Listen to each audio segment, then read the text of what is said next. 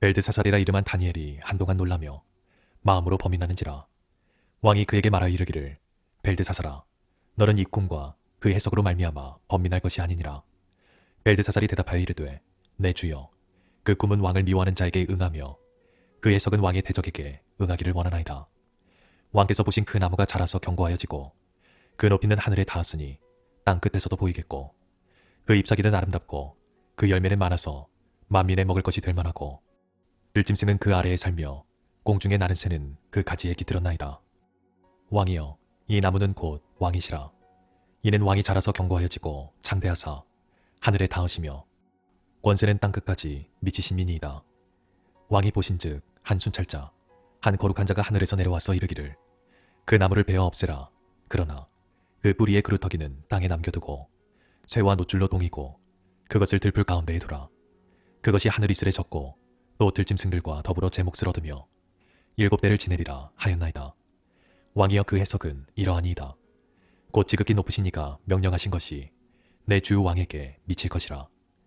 왕이 사람에게서 쫓겨나서 들짐승과 함께 살며 소처럼 풀을 먹으며 하늘 이슬에 젖을 것이요 이와 같이 7대를 지낼 것이라.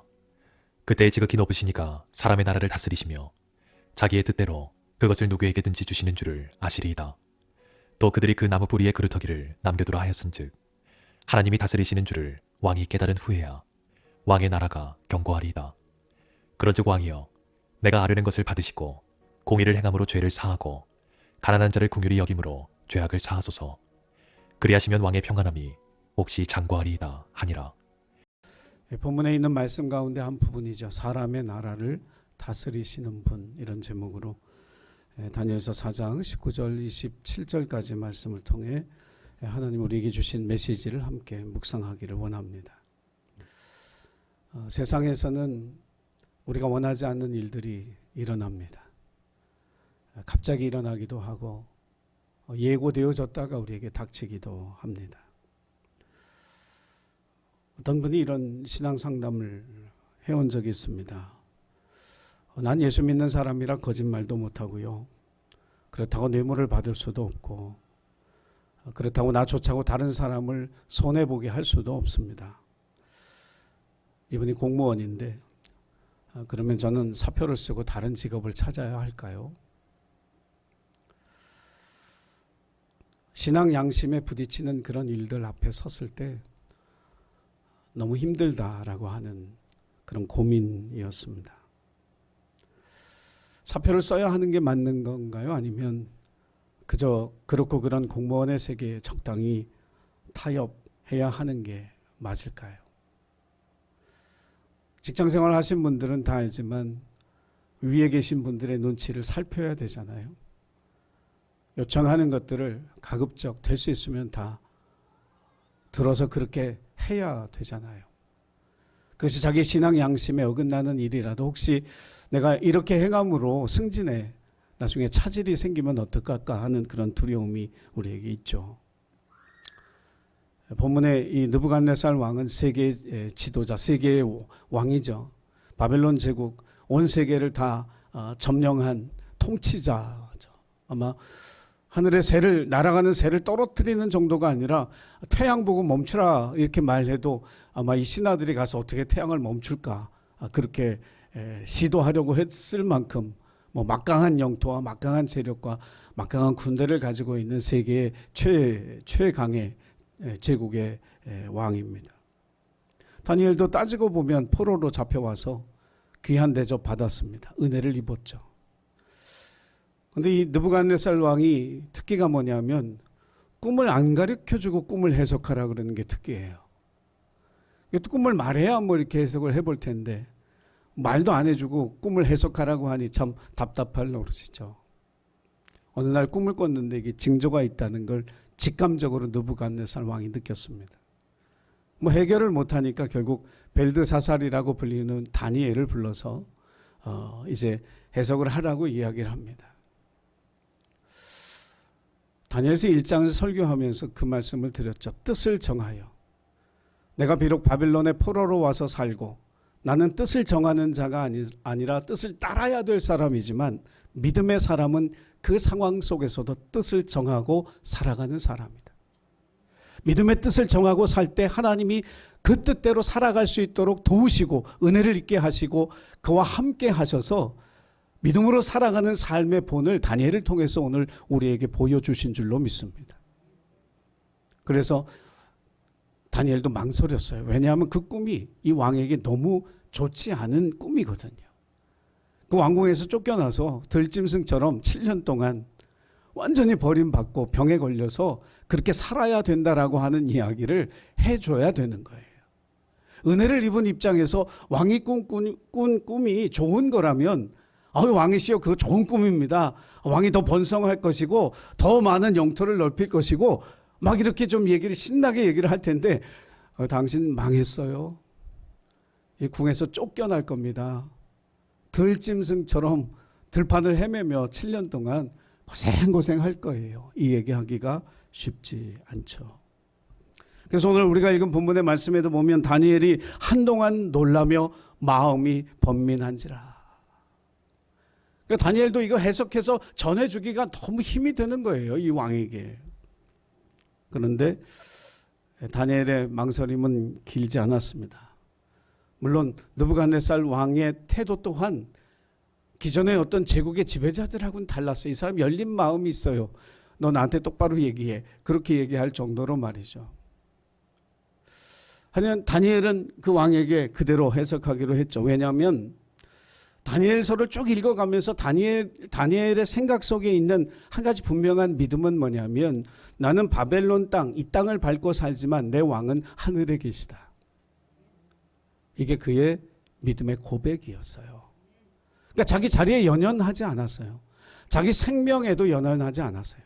자기가 이 바벨론 제국에서 얻은 것들에 대해 연연하지 않았어요. 왜? 나는 이 땅에 느부갓네살 왕을 섬기는 신하이기 이전에 나는 하늘의 왕 하나님을 섬기는 그의 백성이다. 이것이 그의 믿음의 고백이었기 때문에 그렇습니다.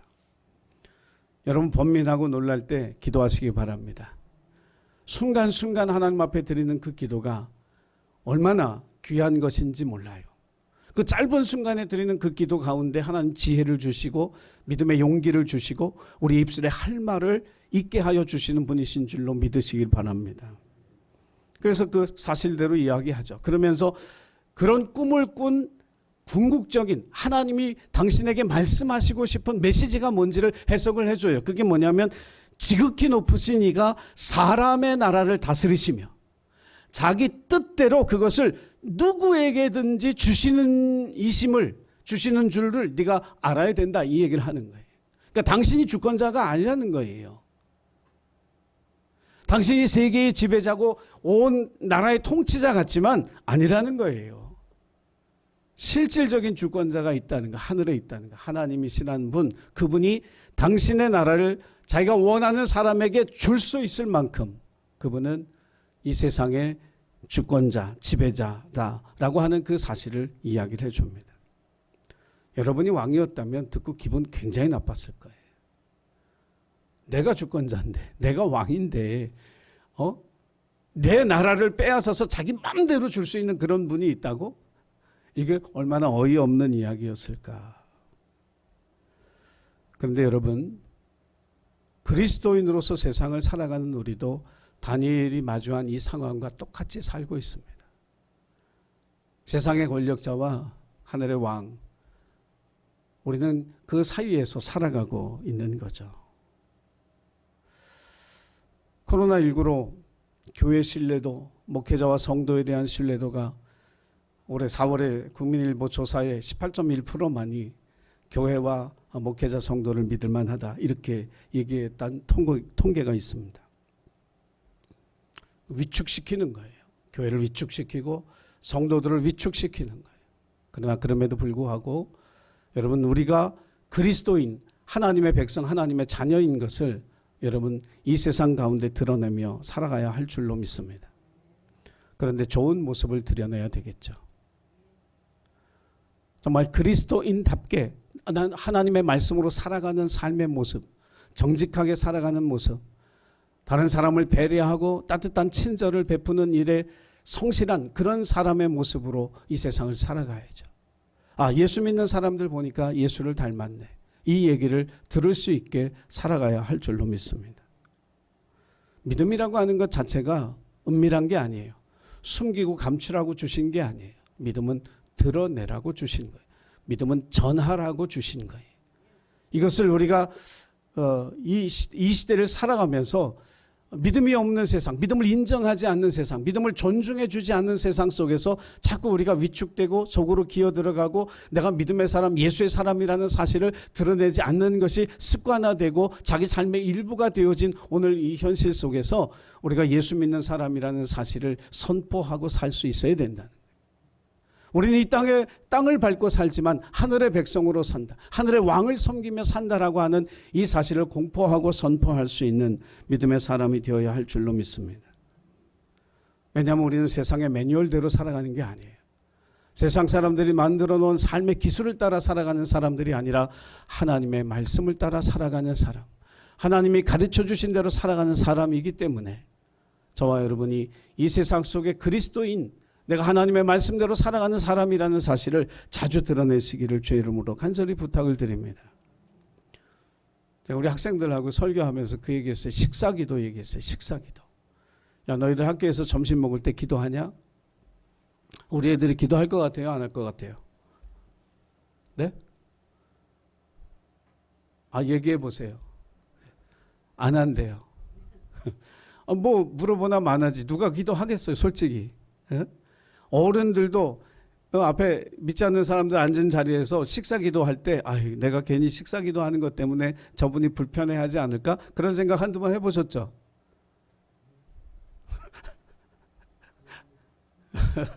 해봤죠. 그래서 방법이 이제 그냥 속으로 기도하고 먹자 이 방법하고 또 하나는 게 눈 깜빡하는 걸로 그냥 하나님 감사합니다. 이게 이 찰나에 깜빡 이걸로 그냥 식사기도 대신 했다고 위안하고 식사를 하는 분들이 있어요. 왜 그래요? 내가 예수 믿는 사람이라 한 끼의 양식을 받았을 때 하나님 은혜에 감사하는 기도는 그렇게 할 일이 아니죠. 그걸 그렇게 할 이유가 없잖아요. 제가 언젠가도 간증했죠. 제가 고등학교 다닐 때 제 친구 중에 하나가 진짜 날라리 같은 애가 하나 있었다고. 근데 저는 학교에서 식사기도 안 했어요. 근데 그 날라리가 어떻게 하는지 아세요? 딱 밥 먹으면 나 카톨릭 다녀. 나 카톨릭 신도야. 이거를 드러내는 거예요. 그 날라리가.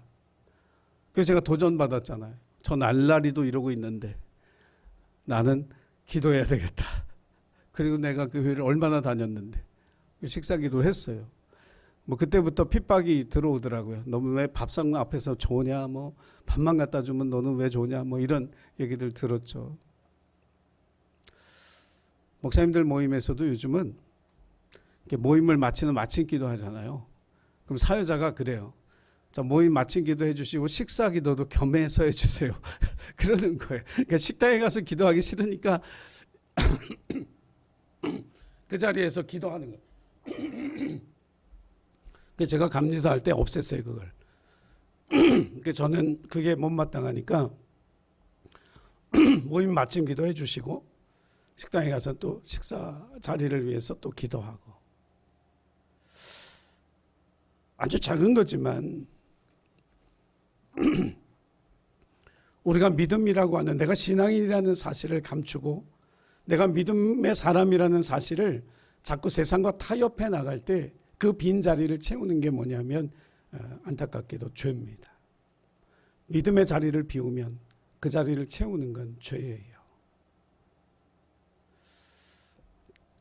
맥스 루케도의 책 목마름이라는 책 속에 보면 하나님 나라에 대해서 이야기하면서 이런 흑사병에 관한 이야기를 합니다. 죄송합니다.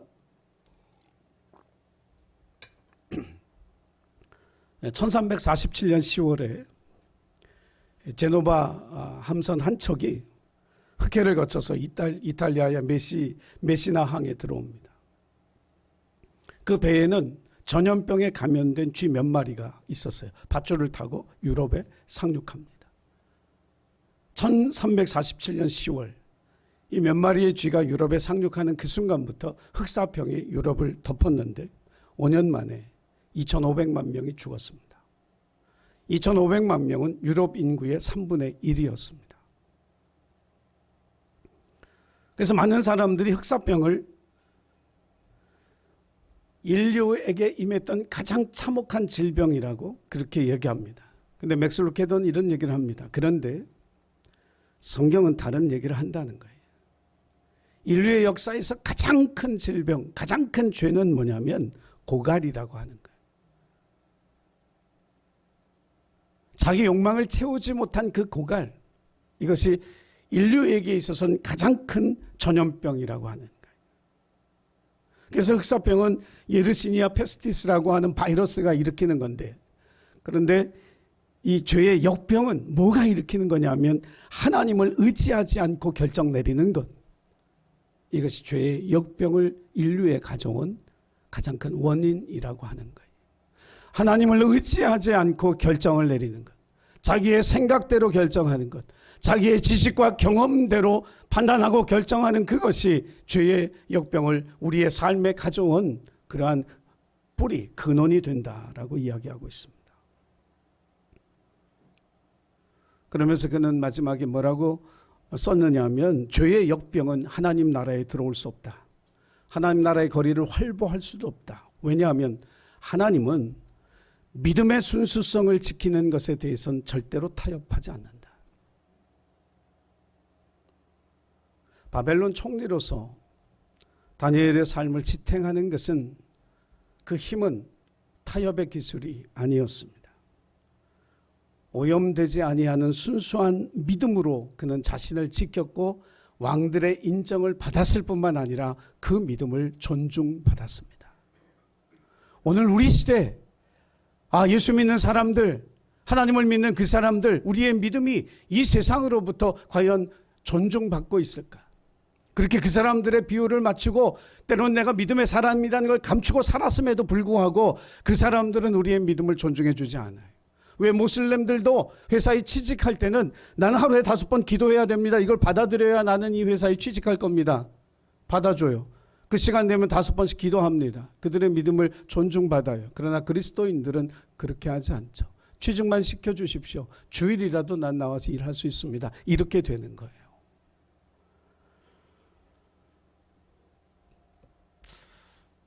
여러분, 우리가 하늘의 백성, 하늘의 왕의 다스리심을 받는 이 땅을 살아가는 그리스도인으로서 여러분의 믿음이 존중받도록 그렇게 살아가기를 주의 이름으로 부탁을 드립니다.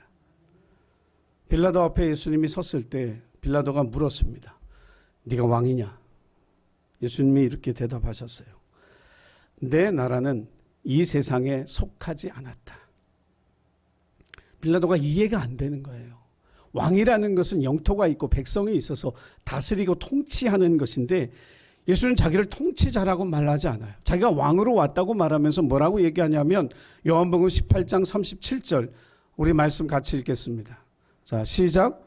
나는 진리를 증언하기 위하여 태어났으며 진리를 증언하기 위하여 세상에 왔소. 힘으로 통치하는 것이 아니라 진리로 그 백성을 이끌어가는 그런 왕으로 이 땅에 오셨다라고 하는 거예요.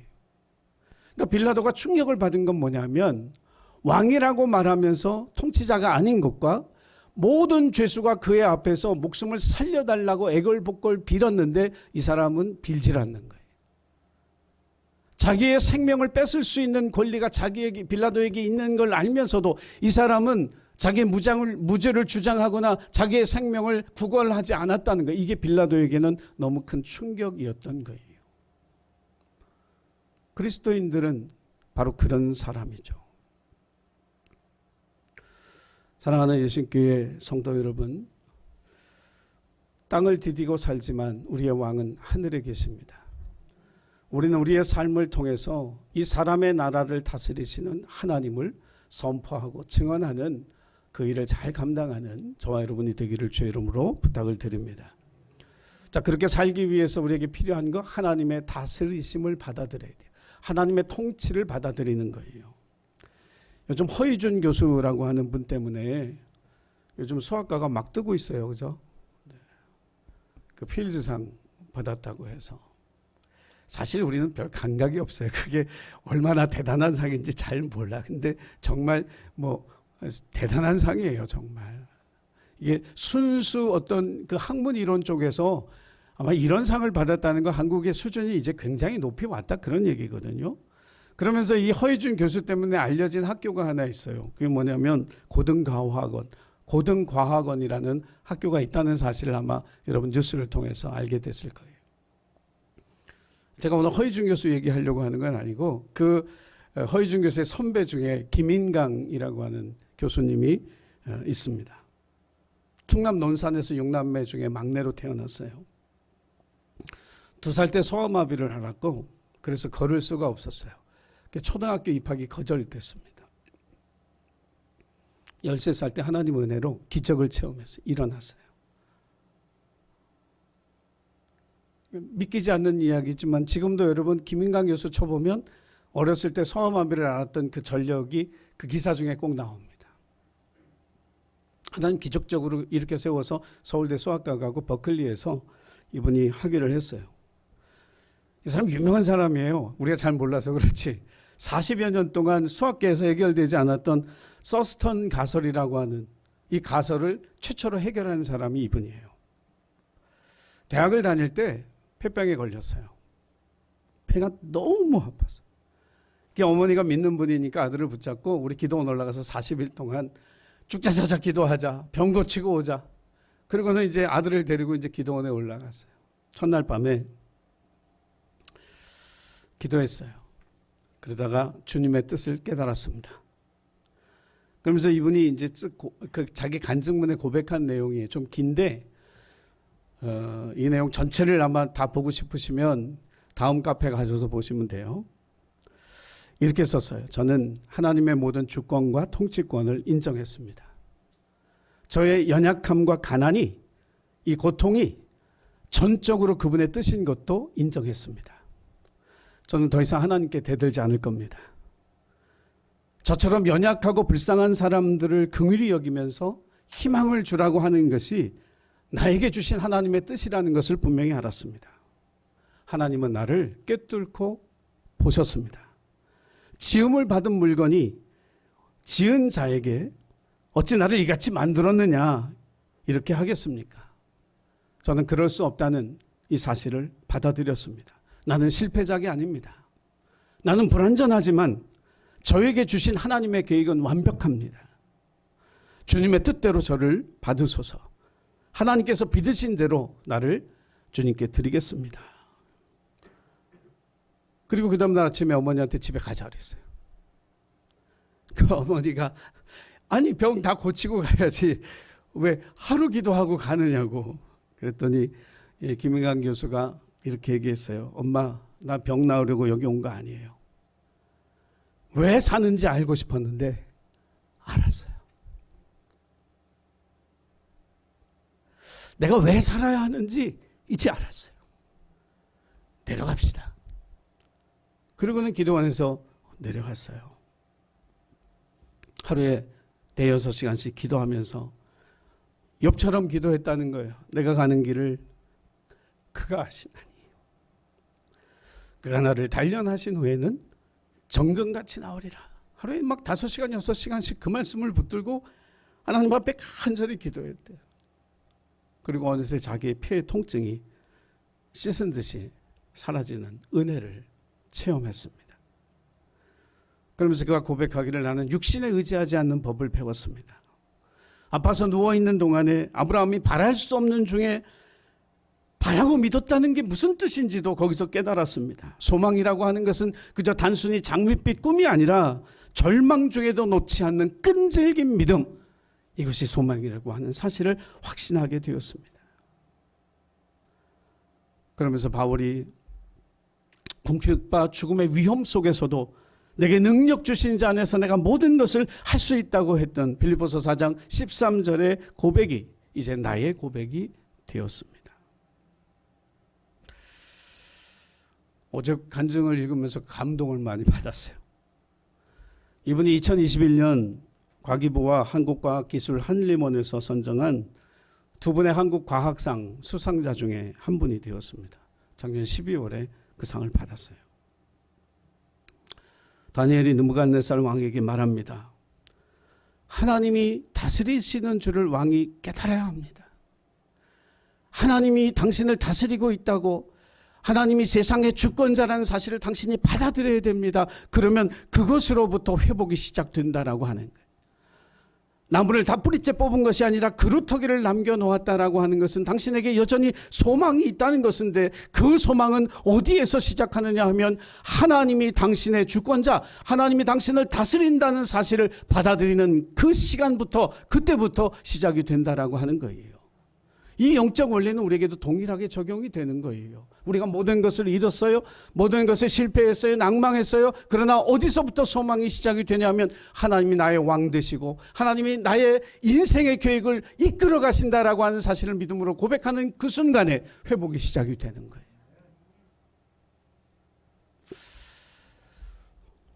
잠언 19장 21절 우리가 잘 아는 말씀 다시 한번 보겠습니다. 우리 같이 읽었으면 좋겠어요. 잘 아는 말씀인데 잠언 19장 21절. 자, 시작. 사람의 마음에는 많은 계획이 있어도 오직 여호와의 뜻만이 완전히 서리라. 아멘? 아멘입니까? 우리가 아무리 많은 것을 궁리하고 계획하고 생각한다 할지라도 하나님의 뜻이 서는 거예요. 이게 성도예요. 하나님의 통치하심과 다스리심을 받아들이는 사람의 이야기예요. 그러면서 다니엘이 이 7년의 이 기간, 당신이 들짐승처럼 살아가는 이 시간에 어떻게 살아가야 하는지에 대한 두 가지 삶의 길을 이야기해줘요. 이거 정말 우리가 깊이 새겨서 들어야 돼요. 왜냐하면 회복을 위해서 하나님이 우리에게 주시는 메시지이거든요. 그 첫째가 뭐냐면 이 느부갓네살 왕에게 의를 행하며 살아야 됩니다라고 얘기합니다. 의를 행하며 살아야 합니다. 그 말은 하나님의 말씀에 순종해서 살아야 된다는 거예요. 이제 당신의 뜻대로 살지 마십시오. 하나님의 뜻에 순종해서 사십시오. 그것이 의를 행하는 삶이에요. 오늘 우리가 정말 우리의 삶의 회복을 원한다면, 우리 가정의 회복을 원한다면 우리가 할 일은 이제는 내 뜻을 내려놓는 거예요. 내가 주권자가 아니고 하나님이 주권자, 하나님이 계획을 이루시는 분임을 인정하면서 이제는 내가 주님의 뜻대로 살아가겠습니다. 이 믿음의 고백과 결단이 있어야 할 줄로 믿습니다. 두 번째는 가난한 자들을 긍휼히 여기라는 거예요. 생각을 해보면 왕으로 있을 때 엄청나게 줄 게 많은데 자기도 쫓겨나서 들짐승처럼 살아가는데 뭘 줘요. 그러나 하나님이 하시는 말씀은 뭐냐면 네 삶 속에서 정말 왕으로서의 직임 가운데 가장 중요했던 일을 왕궁에 살아가면서 잊었던 그것을 회복하라는 거예요. 여러분, 그리스도인은 주는 사람이에요. 나누는 사람이에요. 베푸는 사람이. 왜? 복받은 사람이니까. 복받은 사람. 우리 복의 근원이거든. 복을 주는 사람이지. 여러분, 그래서 우리가 아무리 가난하고 우리가 아무리 실패했어도 그리스도인은 주는 사람이, 나누며 살아가야 할 사람이, 이것이 이 두 가지 삶, 하나님의 말씀에 순종하고 내게 남은 것을 아낌없이 나눌 줄 아는 삶을 살아갈 때 이것이 저와 여러분의 온전한 회복을 돕는 그러한 삶의 방법이 되어진다라고 하는 사실을 기억하고 살아가시기를 주의 이름으로 간절히 부탁을 드립니다. 7년 후에 느부갓네살 왕이 복귀하죠. 저와 여러분에게도 이런 회복의 기쁨과 역사와 능력이 나타나기를 원합니다. 그 은혜가 저희들에게 임하여서 그 은혜를 세상에 간증할 수 있는 저와 여러분이 되기를 원합니다. 세상 속에서 나는 하늘의 왕을 섬긴다는 사실을 담대하게 드러내고 공포하며 살아가시기를 주의 이름으로 부탁을 드립니다. 나의 계획이 아닌 하나님의 계획이 이루어진다라고 하는 사실을 믿고 그분의 통치하심과 다스리심을 받아들이며 살아갈 때 다니엘을 통해서 살아계신 하나님을 바벨론 제국에 선포했던 것처럼 오늘 우리가 살아가는 이 세상 속에 하나님의 살아계심을 선포하는 저와 여러분이 되는 줄로 믿으시기를 바랍니다. 기도하겠습니다. 세상을 살면서 위축된 믿음 아니라 하늘의 왕 되신 하나님을 섬기는 하늘 백성으로 담대하고 당당하게 하나님의 자녀됨을 고백하고 증거하고 살아가는 저희들 되게 하여 주옵소서. 하나님의 다스리심을 인정하고 받아들이게 도와주옵소서. 내 뜻을 내려놓게 하시고 주님의 계획이 내 인생 가운데 이루어지기를 기뻐하며 감사하며 기대하며 살아가는 주의 백성들 되게 하옵소서. 다니엘처럼 세상 속에 하나님의 살아계심과 하나님의 주권자이심을 담대하게 증거하고 살아갈 수 있도록 축복하여 주옵소서. 감사드리며 예수님의 이름으로 기도하옵나이다. 아멘.